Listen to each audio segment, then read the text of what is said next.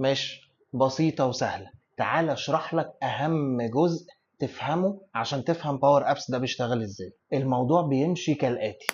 الموضوع بيبدأ بإن أنت يبقى عندك داتابيز. الداتابيز بيبقى شكلها عامل كده، هو عبارة عن تيبل شبه الإكسل، مش زي الإكسل، مش داتابيز بس هو شبه الإكسل. والداتابيز اللي احنا عادة بنستخدمها في باور أبس بتبقى شير بوينت ليست، دي الأرخص والأسهل وكل حاجة. بس الأحسن مش هي الأحسن، في داتافيرس بس هنسيبها على جنب دلوقتي. طيب، كريت الداتابيز بتاعتي، فقلت له ان انا عندي كولونز دي هحط جواها داتا.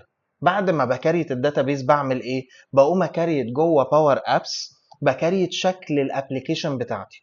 وفي شكل الابلكيشن ببتدي اكريت فيلدز. الفيلدز دي بتيجي منين؟ بتيجي من الداتابيز. فباجي اقول له ان الكولون ده هيتحط في الفيلد ده، وهكذا الكولون ده والكولون ده والكولون ده. وبعد كده بعمل ايه؟ بفل ان الداتا دي كلها. وبعد ما افل الداتا دي كلها هعمل ايه؟ هدوس على سبميت.